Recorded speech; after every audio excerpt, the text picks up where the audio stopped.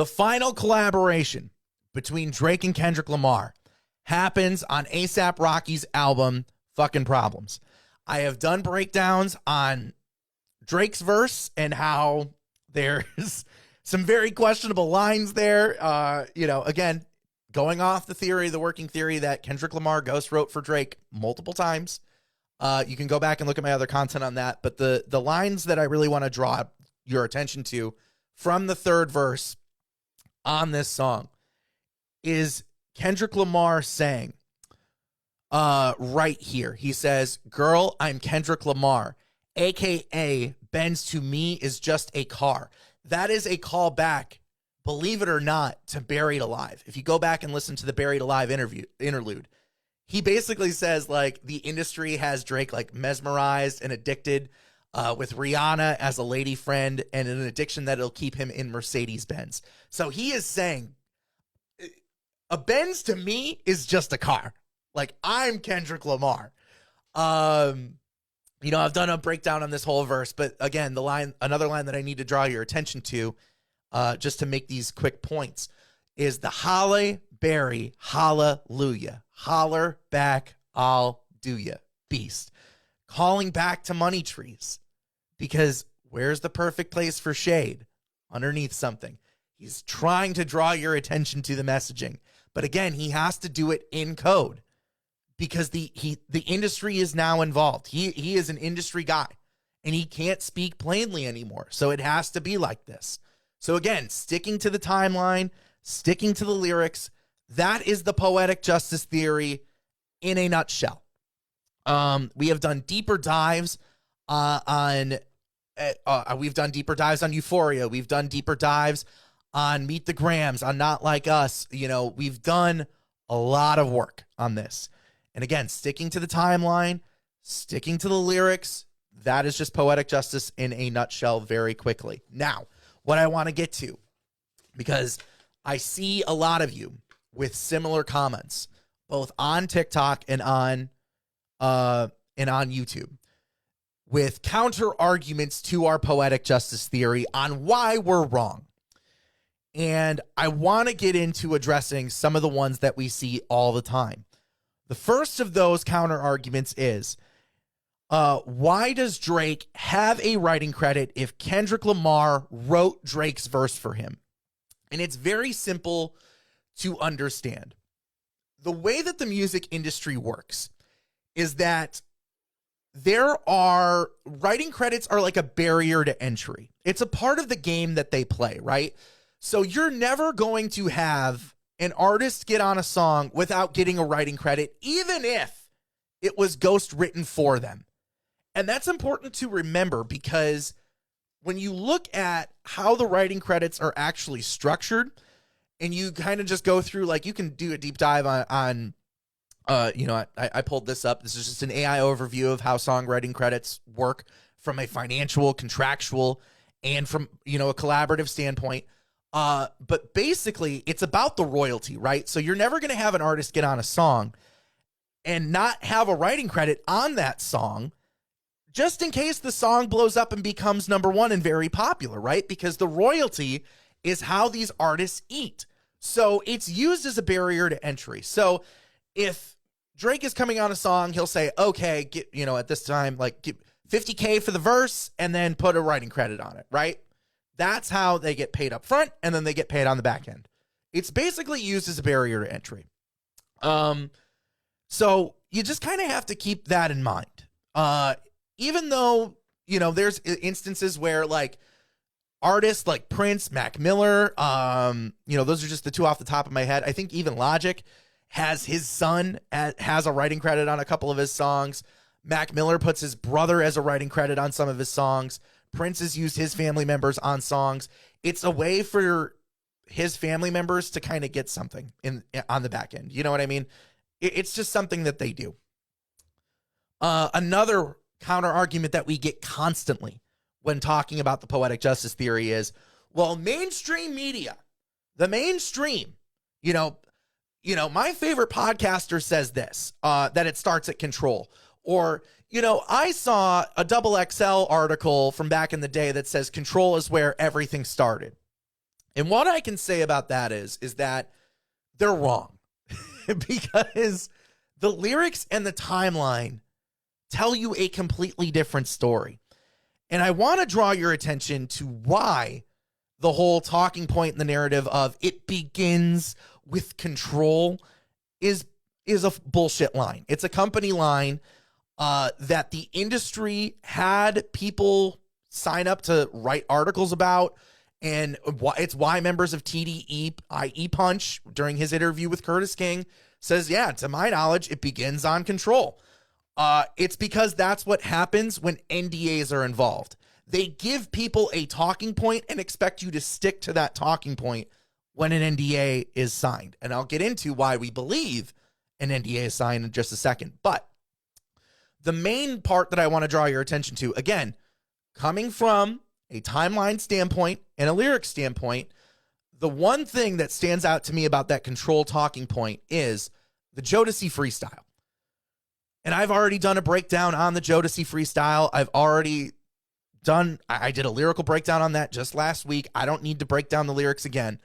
But if you look at the timeline and stick to the lyrics in the timeline, Jodeci freestyle comes out 2 months before Control is dropped, right? A whole 2 months before.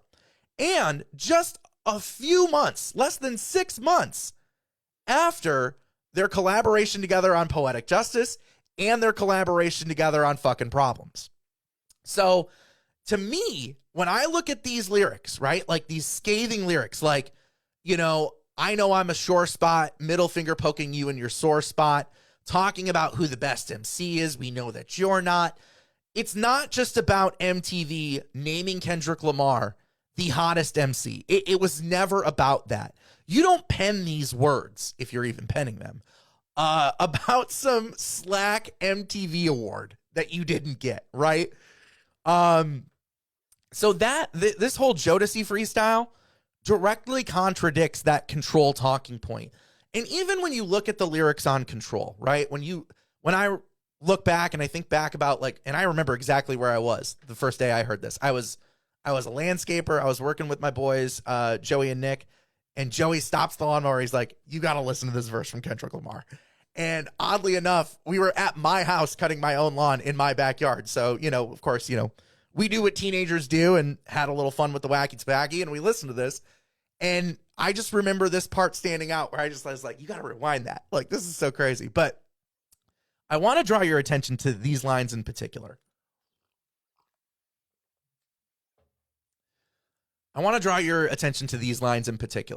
I'm usually homeboys with the same fellas I'm rhyming with, but this is hip hop, and they should know what time it is. Think about the artists, and this is a main crux of our Poetic Justice Theory as well. Think about the artists mentioned in this group of artists. Jermaine Cole, Big Crit, Wale, Pusha T, Meek Mills, A$AP Rocky, Drake, ? Big Sean, Jay Electron, the two guys he's on the track with, Tyler, the Creator, Mac Miller, I got love for all you, but I'm trying to murder you. Trying to make sure your core fans never heard of you. They don't want to hear not one more noun or verb from you. What is competition? Because it is. It's a word sport. These are word nerds. What is competition? I'm trying to raise the bar high. Who's trying to jump and get it? Right? It's a call to arms.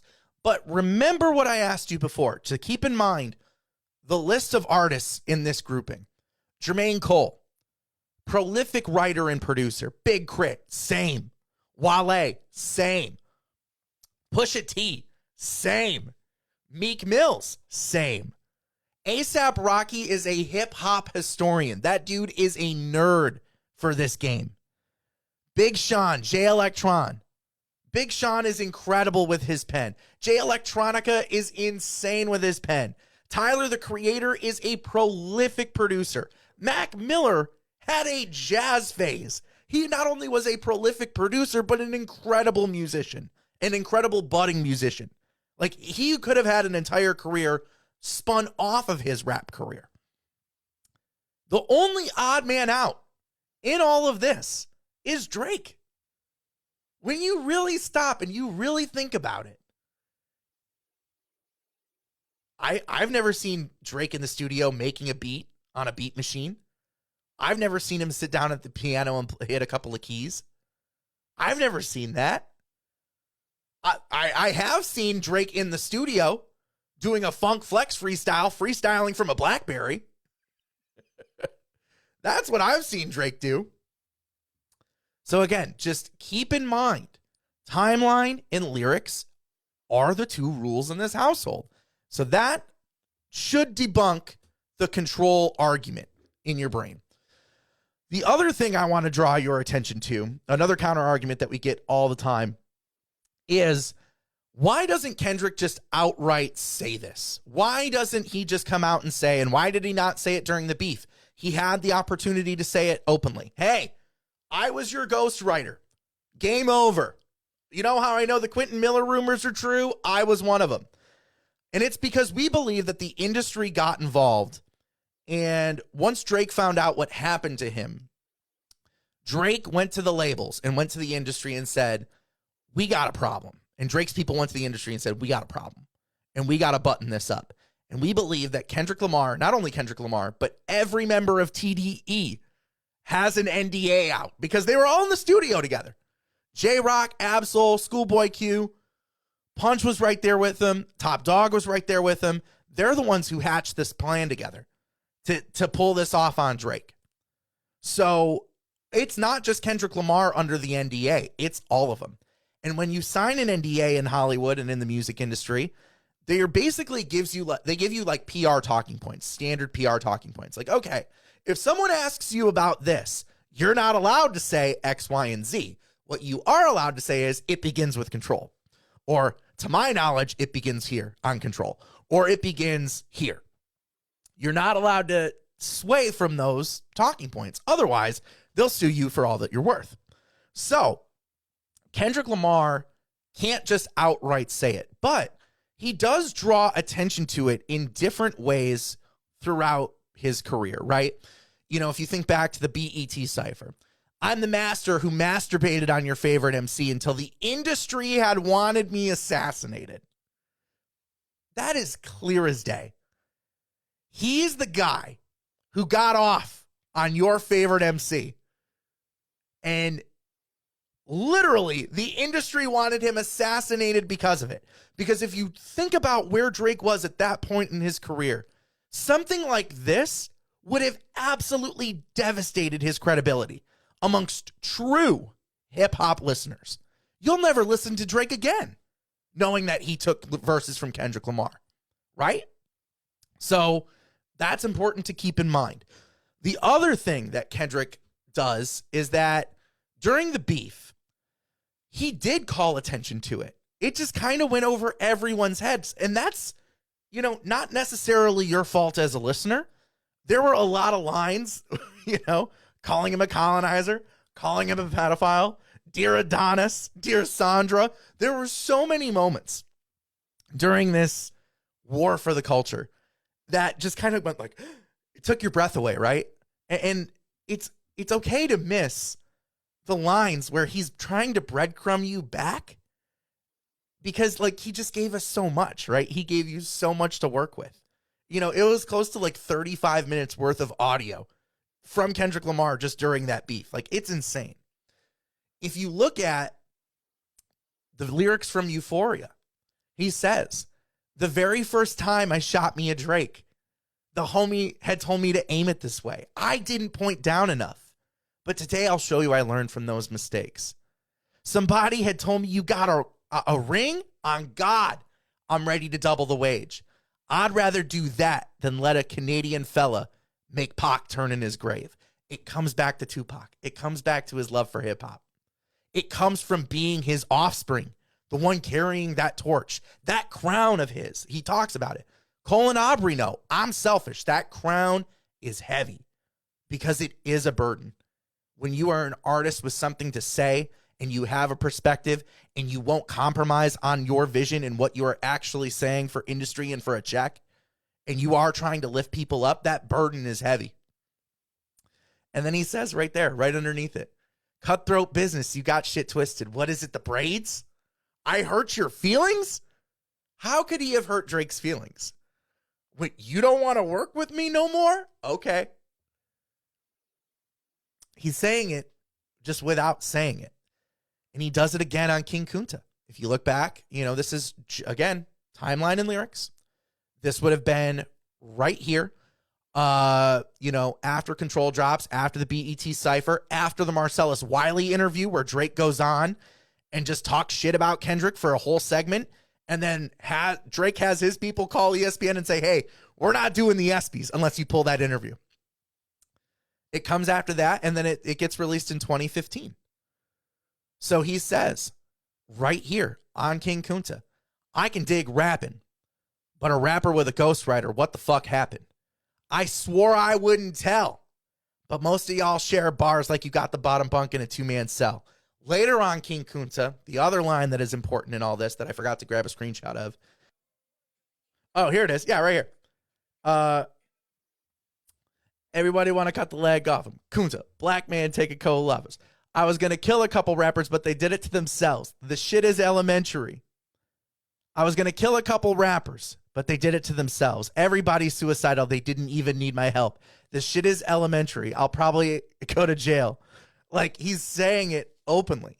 Like, he did it to himself. I was going to do it, but they did it to themselves. They didn't even need my help. Because Drake can't help but take from other artists. He can't help but take from other rappers and take verses from people and use ghostwriters. And finally, the last thing that we see as a counter argument to our poetic justice theory is, well, I've heard and I've seen interviews in the media where, Kendrick Lamar and Drake are actually friends. And if he actually liked him when they were on tour. No. Again, he told you when he is outside, he does not belong to himself. He told you that clear as day on Buried Alive. And he also said during the beef, I walked this man down the whole time. Have you ever walked your enemy down? He calls him his enemy. Have you ever walked your enemy down with a poker face? Hey, we're friends. Pop, back of the head. And it's important to note that word specifically. Why would Kendrick Lamar call Drake his enemy? And where has he tried to show you that Kendrick and Drake are enemies, or Drake is Kendrick's enemy before? He does it on the Poetic Justice music video. But I could never write my wrongs lest I write it down for real. P.S. And Amigo. That flash. Did you see it? Slow it down. Here it is. Write it down for real. And Amigo. Flash. Yes. Into the chorus. You can get it. You can get it. You can get it. You can get it. Know just what you want. Poetic justice. Put it in a song. And then it runs all the way into Drake's verse. And then Drake's calling the girl who got shot while he's got another girl in his bed. So, with that all being said, and now we are running a little bit longer than 30 minutes. Yes, I want to just do some housekeeping stuff. Madman, I see you. I understand. About the 5 a.m. Freestyle, or the 5 a.m. in Toronto song. I get it. The way I look at the 5 a.m. in Toronto, it's just Drake being upset about the MTV thing, and it's not really anything to do with telling the story of poetic justice. But I understand you want to see it on the timeline. I'm going to add it to the timeline. I'm also going to add Determined off of Overly Dedicated from Kendrick Lamar's little EP that he put out in 2009, because he kind of takes a shot at Drake there too. I have seen that. What else? I think that's about it. But I want to say thank you to everyone who has been rocking with us from day one. Madman's one of them. Sarah Wong's one of them. My boy Lace Rhymes, Steve out in Vegas, Hunter Pax, Bill down in Watts. Y'all are just literally so cool for just supporting us through this journey, putting us on, putting us up, always telling people to go and listen to what we're saying on this. And I really do appreciate it, from the bottom of my heart. Seriously, Des and I really do appreciate the support. We are a 2-man team. And it is hard, balancing jobs that we have both with our clients and trying to make content on this. So I appreciate the patience from everybody. Shout out to, of course, my fiance, Desiree. She's just my rock. Incredible. Wouldn't have a Poetic Justice Theory without her. And again, thank you very much for liking and subscribing and supporting the content. If you guys want to donate, links in the bio. Other than that, I feel like I've done a pretty good job at laying out our arguments for the Poetic Justice Theory being right. And I feel like I've negated a lot of the arguments against why we're wrong. So thank you.